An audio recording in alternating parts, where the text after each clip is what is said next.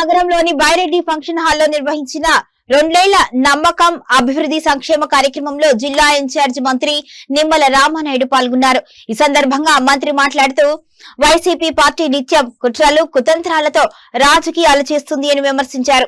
Mega డిఎస్సీపై ఆ party చేస్తున్న ఆరోపణలు దుష్ప్రచారం మరొకసారి వారి వైఖరిని బయటపెడుతున్నాయని అన్నారు. కూటమి ప్రభుత్వం అధికారంలోకి వచ్చిన వెంటనే ముఖ్యమంత్రి చంద్రబాబు నాయుడు 16,347 టీచర్ పోస్టుల భర్తీకి తొలి ఫైల్ పై ఆమోదం తెలపాలి అని గుర్తు చేశారు. డిఎస్సీ 2025కు 5.77 లక్షల దరఖాస్తులు రాగా 3.36 లక్షల మంది అభ్యర్థులు పోటీ పడ్డారు అని తెలిపారు. ఇక నోటిఫికేషన్ నుంచి నియామకాల వరకు మొత్తం ప్రక్రియను కేవలం 148 రోజుల్లో పూర్తి చేశాము అని తెలిపారు. మెగా డిఎస్సీను పూర్తి పారదర్శకంగా సాంకేతిక భద్రతా ప్రమాణాలతో కోర్టు ఆదేశాలు మరియు ప్రభుత్వ నిబంధనలకు అనుగుణంగా నిర్వహించాము అని మంత్రి పేర్కొన్నారు. ఎవరికి ఉద్యోగం వస్తుందో ఎవరికి రాదో కంప్యూటర్ వ్యవస్థ నిర్ణయించింది అని, ఇందులో ఎలాంటి రాజకీయ జోక్యము లేదు అన్నారు. 2019-24 మధ్య ఒక్క మెగా డిఎస్సీ కూడా నిర్వహించని వారు దేశంలోనే అతిపెద్ద టీచర్ నియామక ప్రక్రియ చేపట్టిన ప్రభుత్వాన్ని విమర్శించడం విడ్డూరం అని మంత్రి నిమ్మల మండిపడ్డారు.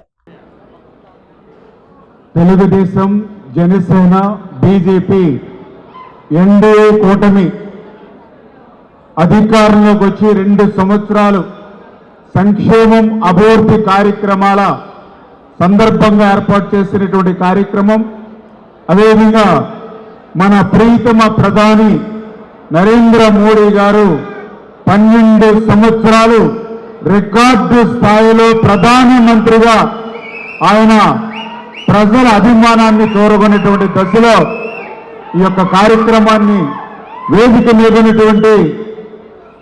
ముందున్నటువంటి తెలుగుదేశం, జనసేన, బీజేపీ కుటుంబ సభ్యులందరికీ కూడా పేరు పేరుగా కూడా ముందుగా హృదయపూర్వకమైన నమస్కారాలు తెలియజేసుకుంటూ, అదేవిధంగా పాత్రికేయ మిత్రులు కూడా నమస్కారాలు తెలియజేసుకుంటూ ఉన్నా.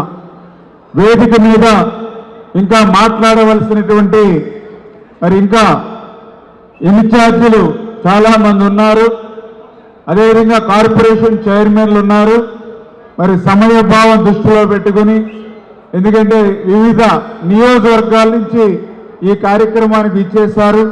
మళ్ళీ వీళ్ళందరూ కూడా భోజనాలు చేసి మళ్ళీ ఆ జిల్లాలకు వెళ్ళాలి కాబట్టి సమయభావాన్ని దృష్టిలో పెట్టుకునే అందరికీ అవకాశం ఇవ్వలేకపోతున్నందుకు క్షమించమని వాళ్ళందరినీ కూడా కోరుకుంటూ, ఖచ్చితంగా రేపు మళ్ళీ నియోజకవర్గ స్థాయిలో ఎన్డీఏ కూటమి సభలు ఏర్పాటు చేయాలి కాబట్టి ఆ యొక్క నియోజకవర్గ స్థాయిలో జరిగేటువంటి ఎన్డీఏ కూటమి సభను ఇంకా 3 పార్టీలు కూడా ఉపయోగించుకునేటువంటి విధంగా అవకాశం తీసుకోవాలని సమయభావాలు ఇవ్వలేకపోతున్నందుకు వారందరికీ కూడా క్షమించమని మీ అందరినీ కూడా కోరుకుంటూ, ఈరోజు పెద్ద ఎత్తున కర్నూలులో ఈ సభా కార్యక్రమానికి పెద్ద ఎత్తున ఉత్సాహంగా ఉత్తేజంగా తరలి వచ్చినటువంటి కార్యకర్తలు, ఎందుకంటే మనందరం కూడా చూస్తూ ఉన్నాం.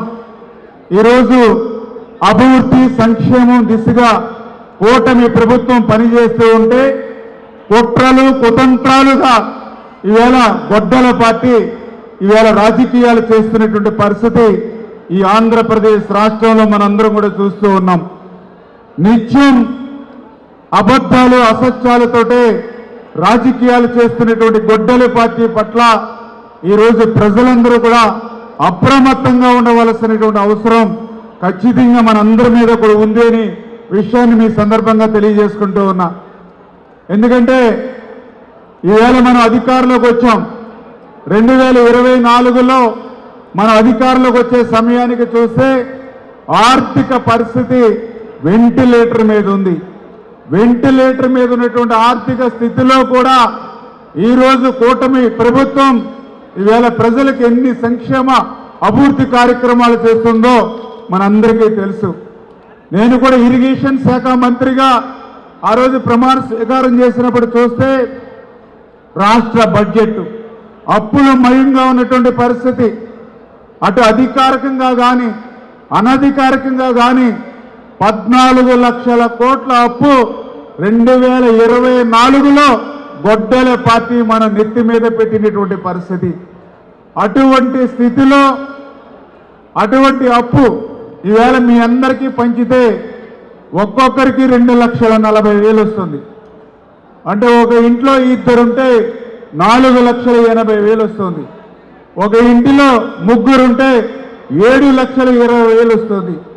ఒక ఇంటిలో 4 సభ్యులుంటే 10,60,000 వస్తుంది. ఇదేదో స్కీమ్ అనుకుని మా ఇంట్లో ఇద్దరు రాశారు, మా ఇంట్లో 4 ఉన్నారని చెప్తే 10,60,000 అప్పు వాళ్ళ నెత్తి మీదకి వస్తుంది. కానీ ఈరోజు అప్పు మీకు ఎక్కడైనా పంచడం జరిగిందా అని అడుగుతూ ఉన్నాం. మరి ఈ అప్పు భారం ఎవరు భరిస్తూ ఉన్నారు? ఒక పక్కన చంద్రబాబు నాయుడు గారు, మరొక పక్కన పవన్ కళ్యాణ్ గారు, మరొక పక్కన నరేంద్ర మోడీ గారి భారం మోస్తూ ఈవేళ మీ అందరికీ కూడా సంక్షేమాన్ని, అభివృద్ధిని ఈవేళ ఈ రాష్ట్రంలో ఇస్తూ ఉన్నారు. 200 రూపాయలు పింఛను ఆ రోజు 2,000 రూపాయలు చేసింది ఆ రోజు చంద్రబాబు నాయుడు గారు. ఆ 2,000 రూపాయలని 3,000 రూపాయలు చేస్తానన్నటువంటి వ్యక్తికి 5 సంవత్సరాలు పట్టింది 1,000 రూపాయలు పెంచడానికి. కానీ మనం మాట ఇచ్చాం. ఇచ్చినటువంటి మాటకు కట్టుబడి 4,000 రూపాయలు కాదు, ఏప్రిల్ నెలలో మాట ఇచ్చామని చెప్పి ఏప్రిల్, మే, జూన్ 3 నెలలు 3,000 ప్లస్ 4,000 7,000 రూపాయలు అక్షరాల వాళ్ళ గడప దగ్గర అందిస్తూ ఉన్నాం. దివ్యాంగుల పింఛను